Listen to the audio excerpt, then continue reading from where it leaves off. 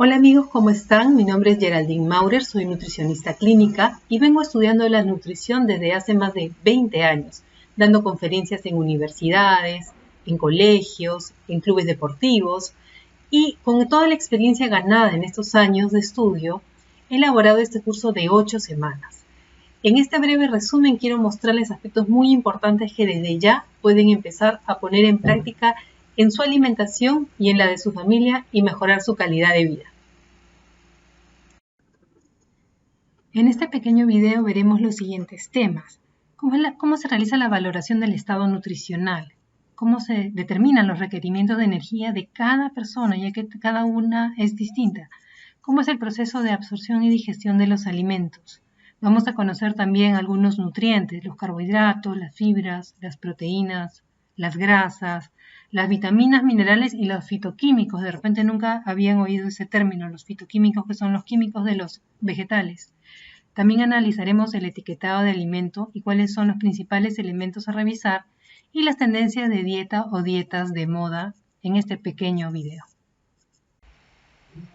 Empecemos definiendo qué es la nutrición. La nutrición es el proceso biológico en que los organismos animales y vegetales absorben de los alimentos los nutrientes esenciales para la vida.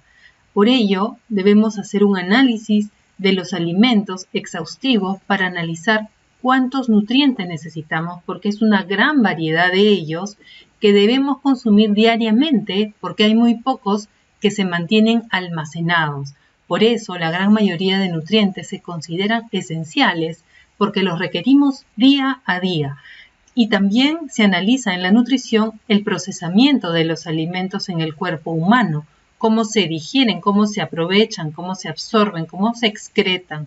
Y en todo ese tránsito también hay toda una gama de factores que afectan el estado de salud, incluyendo la microbiota intestinal. Y entonces, como esta elección de alimentos que hacemos día a día va a afectar nuestra salud general, nuestra calidad de vida, va a hacer que tengamos una buena o mala salud. En relación a la valoración del estado nutricional, ustedes deben haber oído hablar sobre el índice de masa corporal, que es la forma más fácil de diagnosticar, más rápida también, y se relaciona a la estatura, es una relación que hay entre la estatura y el peso. Con esta simple ecuación que pueden hacer en casa, pueden tomar un lápiz y un papel y colocar su estatura en metros al cuadrado y el peso lo dividen entre ese resultado. Entonces, normalmente va a dar una persona que tiene un estado nutricional normal, va a tener una relación entre 19 y 25 aproximadamente. Las personas con más de 25 van a tener un índice de masa corporal mayor a 25 y ya significa que tiene o sobrepeso, más de 30, obesidad número 1, obesidad número 2, etc. Sin embargo, hay otras formas de valorar el estado nutricional, ¿no? Porque el índice de masa corporal, si bien nos dice si hay sobrepeso o no, no nos indica si ese sobrepeso es de grasa o de músculo. Por eso hoy en día hay unas balanzas que se denominan con impedancia que recogen mucha información, además el porcentaje de grasa corporal que uno tiene. Porque una persona, por ejemplo, que hace pesas, que tiene mayor masa muscular, puede tener un índice de masa corporal que le indique tener sobrepeso, por ejemplo, y no lo tiene en realidad. Tiene muy poca grasa corporal porque el sobrepeso en realidad lo define el porcentaje de grasa corporal. Acá podemos ver en los cuerpos que vemos aquí en estas figuras justamente lo que les digo. Por ejemplo, una persona con una masa muscular trabajada, con mayor masa muscular, pesa igual que una persona que tiene 30% de grasa, pero ella tiene 13% de grasa. O sea, ella es mucho más saludable que aquella persona con mayor grasa corporal.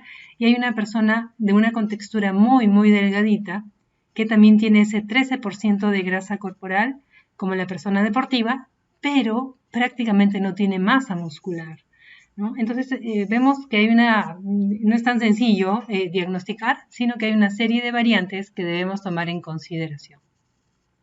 ¿Cuál es mi peso ideal?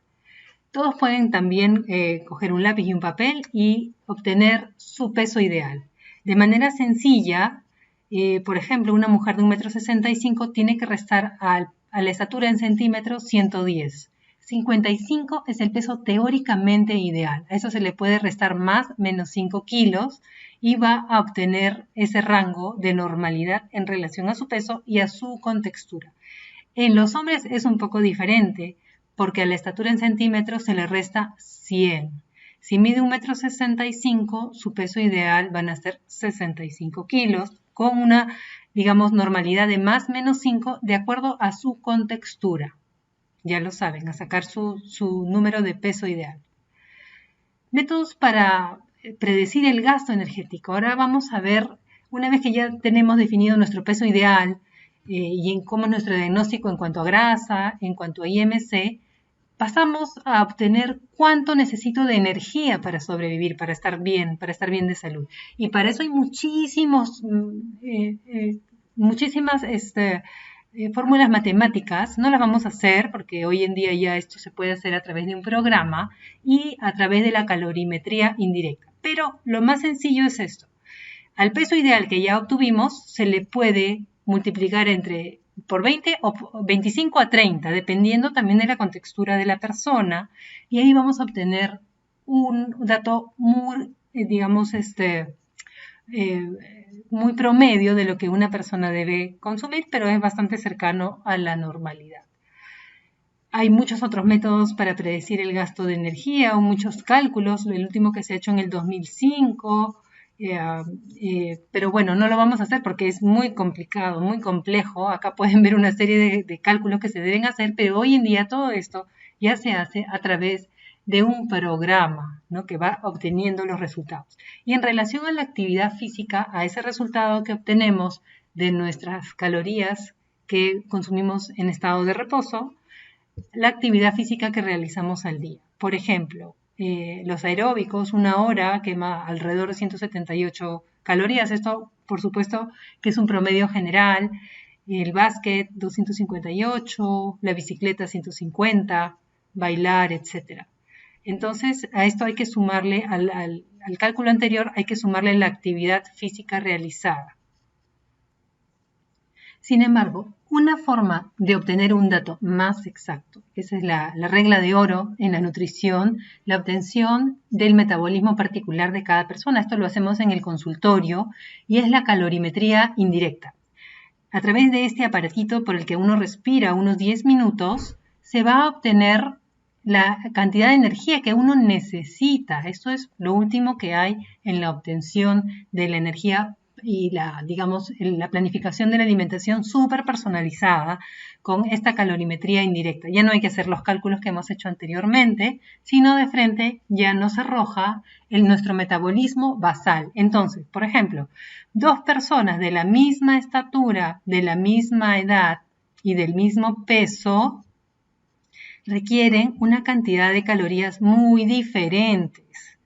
A eso se refiere, todo lo relacionado con el metabolismo basal y el metabolismo particular de cada persona. Por eso es que una misma dieta no le hace bien a 2 personas distintas.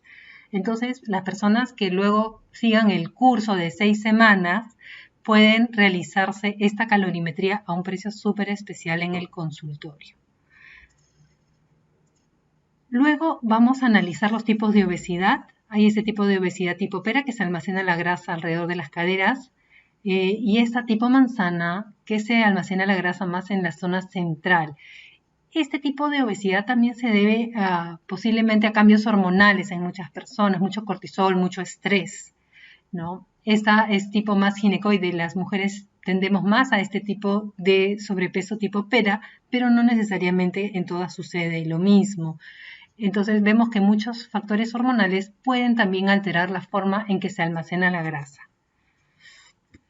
En tercer aspecto, el día de hoy vamos a ver el proceso de digestión en la nutrición. Ya hemos visto todo lo relacionado con lo que es el diagnóstico inicial y la cantidad de energía que necesitamos. Ahora vamos a entender cómo es todo este proceso digestivo, ¿no?, que se inicia en la boca. En la boca hay muchas enzimas digestivas y luego, a través del esófago, pasa al estómago donde continúa el proceso de digestión que empezó en la boca.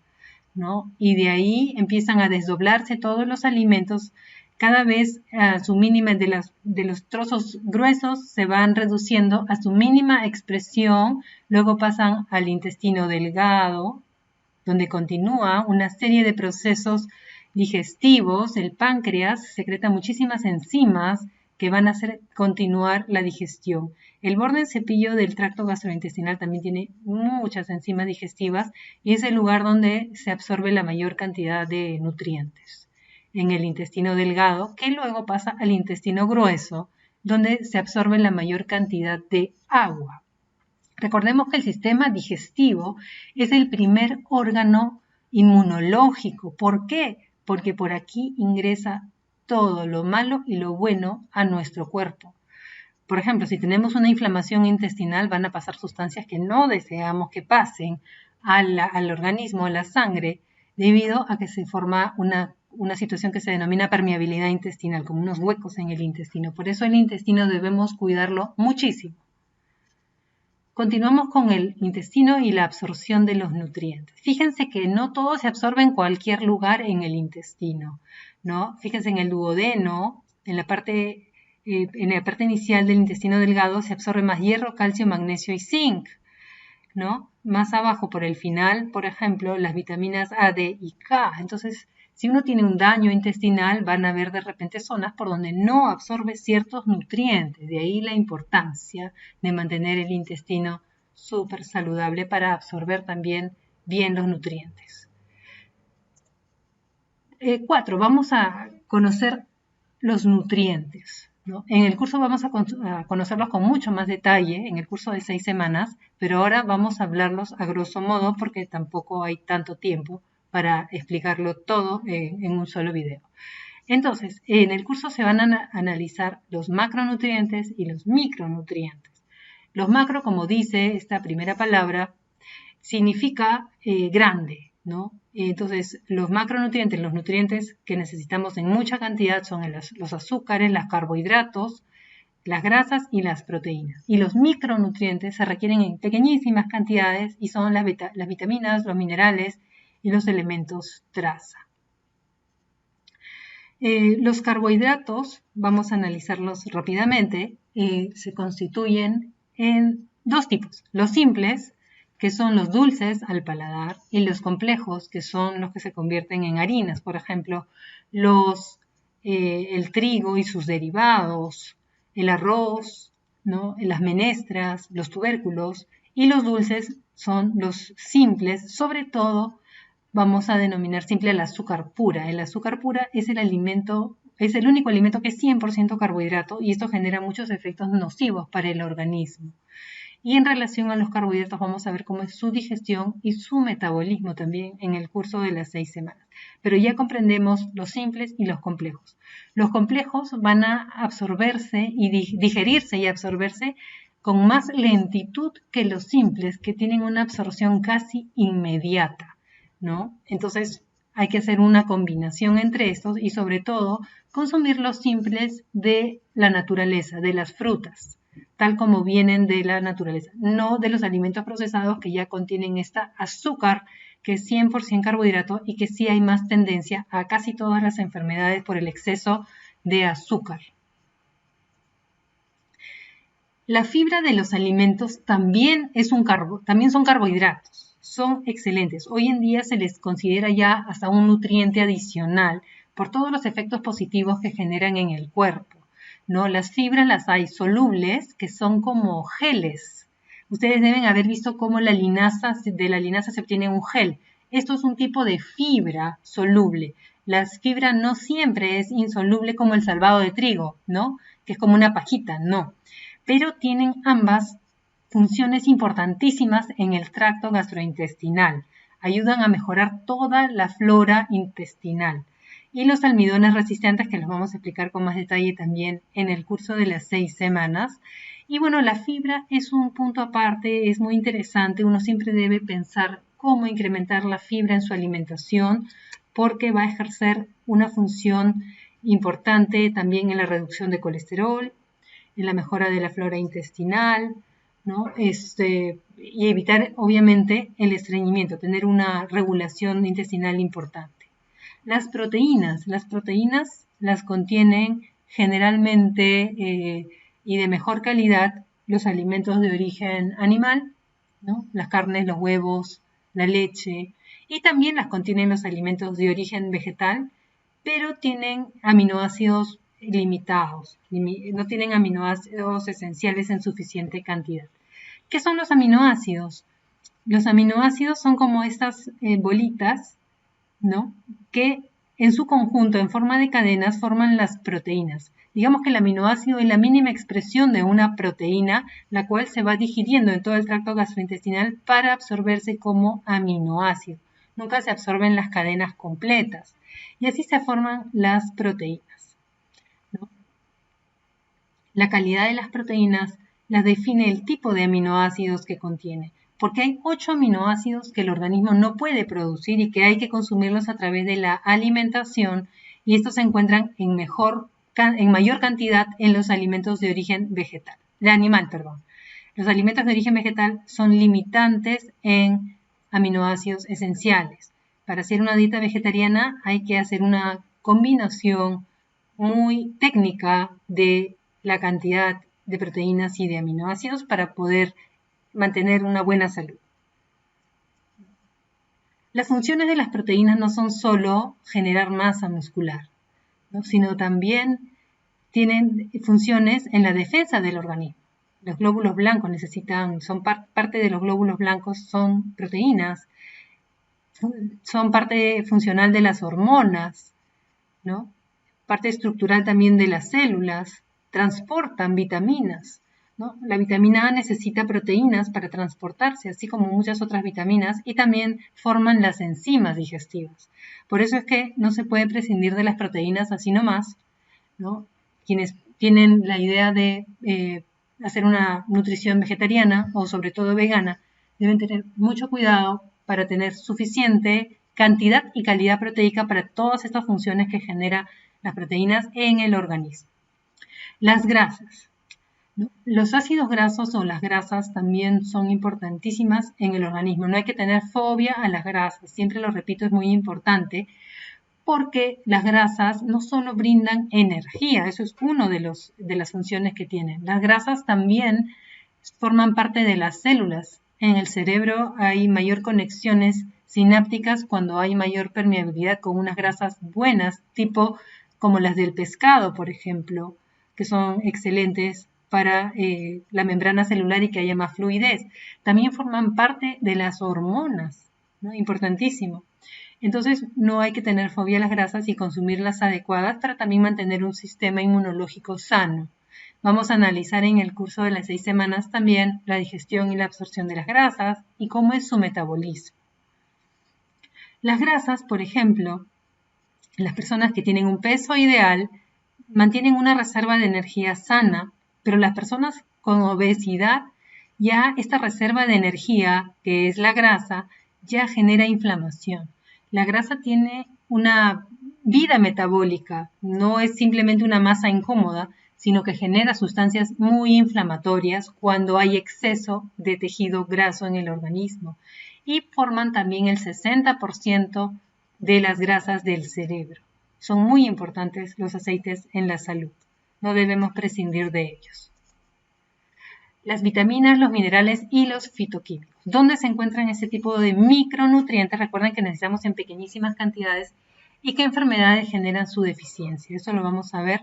Ahora vamos a analizar algunas vitaminas, ¿no? Las vitaminas vienen del vocablo latino vita, que significa vida, ¿no?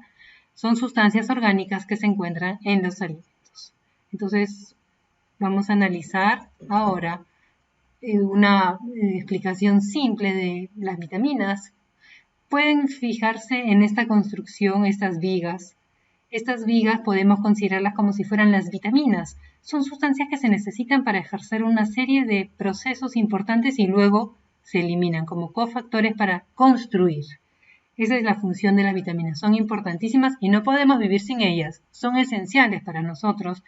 Y lo esencial en alimentación significa que tenemos que consumirlas todos los días, estas vitaminas. Las vitaminas también, muchas de ellas actúan como antioxidantes. ¿Cuál es la importancia de los antioxidantes? Cada vez que nosotros respiramos, los procesos metabólicos, muchos de ellos generan una sustancia que se llaman radicales libres, que podemos ponerlos acá como un ejemplo didáctico, como si fueran los clavos. Los radicales libres son sustancias malas que se generan al respirar, al darnos vida a todos nuestros procesos metabólicos. Entonces, lo que hacen los antioxidantes, digamos que son como un efecto como el imán, que va a atrapar estos radicales libres y evitar el daño que generan, porque estos clavos lo que van a hacer es inflamar y dañar todos los tejidos, el sistema vascular, el corazón, ¿no? El cerebro, los órganos, puede inflamarlos y puede dañarlos. Entonces, con este imán, que son los antioxidantes, evitamos el daño que nos genera el simple hecho de respirar cotidianamente. Por eso es que tenemos que consumir, por ejemplo, una fruta a media mañana, una fruta en el desayuno, vegetales o ensaladas en el almuerzo, etc. Vamos a hablar ahora de la vitamina E. En el curso hablaremos de todas las vitaminas, los minerales y también los fitoquímicos y su efecto que tienen en la salud. La vitamina E se le considera como la vitamina de la fertilidad. Actúa principalmente como un antioxidante liposoluble, de estos que se solubilizan en aceite. Su deficiencia genera esterilidad, daño del sistema nervioso, debilidad muscular, mala coordinación, movimientos involuntarios del ojo, ruptura de los glóbulos rojos generando anemia hemolítica, daño en la retina del ojo. Entonces la vitamina E es importantísimo su consumo día a día.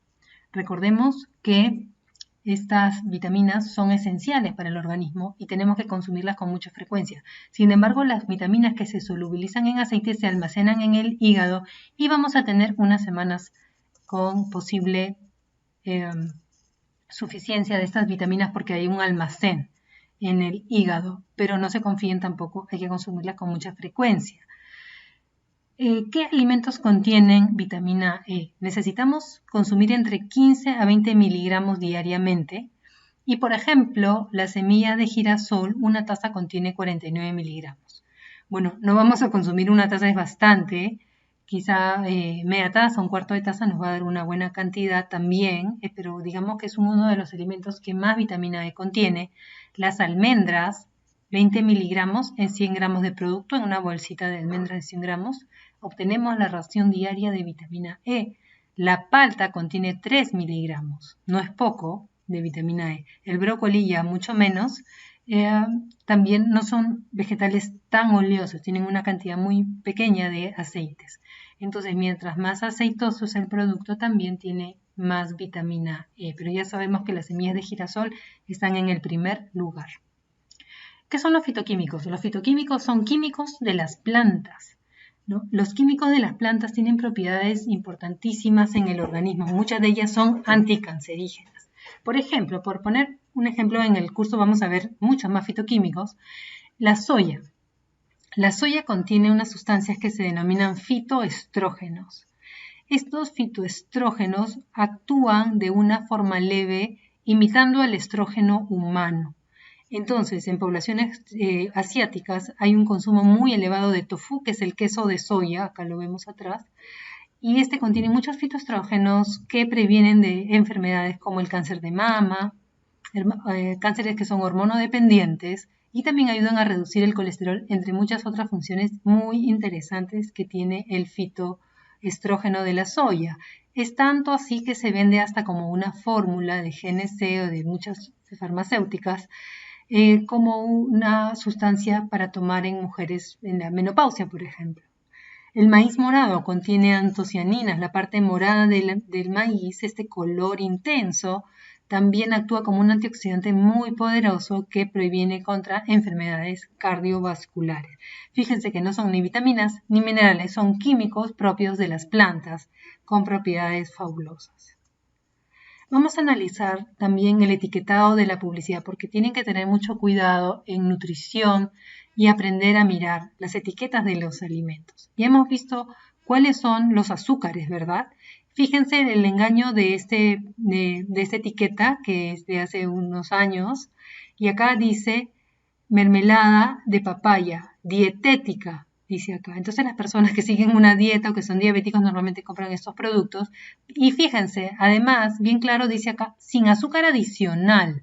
Pero cuando yo me remonto a los ingredientes, veo que este producto tiene camu camu, que es la fruta, papaya, y fructosa. Y la fructosa es un azúcar simple. Es uno de los azúcares que hemos visto hace unos momentos. Pectina, ácido cítrico, gomas, etc. Y sucralosa, que es un edulcorante. Entonces, esto es un engaño. Cuando usted está a dieta o tiene diabetes, igual no puede consumir fructosa, ¿no? Que acá nos están incorporando. Azúcares añadidos 6 gramos. Entonces, las etiquetas son muy engañosas y uno tiene que remitirse siempre a la lista de ingredientes más que a lo que dice la publicidad de este producto. Mucho ojo. Más publicidad engañosa, ¿no? Comienza cada mañana con Milo, cuando en realidad este producto debería llamarse azúcar, porque fíjense la cantidad de azúcar añadida que contiene es más de la mitad. Entonces, lo que nos venden muchas veces como dirigido a niños, que nos da mucha nutrición, generalmente son golosinas. Mucho ojo, esto no hay que consumirlo y tampoco dárselo a los niños, porque a más azúcar, más peso, a más azúcar, más posibilidad de tener diabetes y más de posibilidad de tener cáncer. Los niños no tienen por qué estar comiendo azúcar todo el tiempo.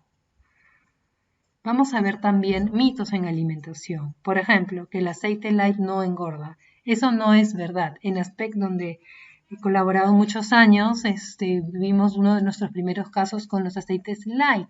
El aceite es 100% aceite.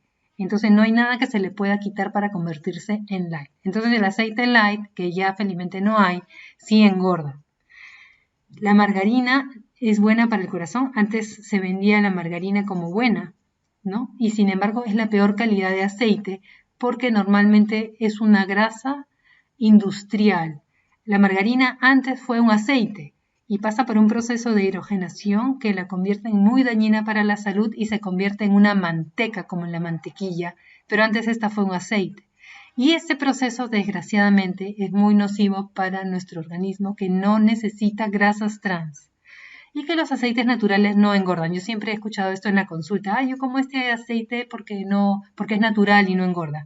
El aceite de oliva u otros aceites, de palta, por ejemplo. ¿Qué pasa? Que los aceites son buenos, no los necesitamos, pero tampoco es que uno pueda comer un montón, porque sí tienen un valor energético muy elevado. Hay que comerlos, pero hay que saber qué cantidades son buenas para no aumentar de peso. Me refiero a los cuidados para las personas que tienen tendencia a subir de peso sobre todo. Analizaremos también en este curso de 8 semanas los diversos tipos de alimentación que hoy en día son tendencia, como por ejemplo la dieta cetogénica. Como podemos ver en esta pirámide que ha hecho la dieta cetogénica también una identificación de los alimentos que más o menos se deben consumir y los que no se deben consumir. Por ejemplo, la dieta cetogénica se caracteriza por reducir sustancialmente el consumo de carbohidratos que justamente están tachados acá abajo en esta pirámide: papas, menestras, choclo, cereales, azúcares, pan blanco, ¿no? Y se prefieren alimentos con alto contenido de grasas buenas, proteínas también, vegetales, muchos vegetales, ¿no? Frutas en menores cantidades por su contenido de azúcar. Y así vamos a ir analizando diversas tendencias en alimentación y con la información que ya se ha recabado en estas 8 semanas van a poder identificar cuáles son convenientes y cuáles no. Espero que el curso les haya gustado. Si quieren seguir aprendiendo y conociendo más a fondo acerca de las grasas, los distintos tipos de aminoácidos, de proteínas, cuánto requiere nuestro organismo de estos nutrientes, cómo combinarlos para mejorar nuestra salud, inscríbete en el curso haciendo clic en el link de la plataforma educativa a continuación, donde también puedes ver el contenido completo del curso. La inscripción al curso incluye un grupo cerrado de Facebook, donde permanentemente se pueden hacer preguntas y comentarios acerca de los módulos, y también cada 15 días tendremos un grupo online vía Meet, donde podremos hacer preguntas, hablar de los casos particulares que tengan para mejorar la salud.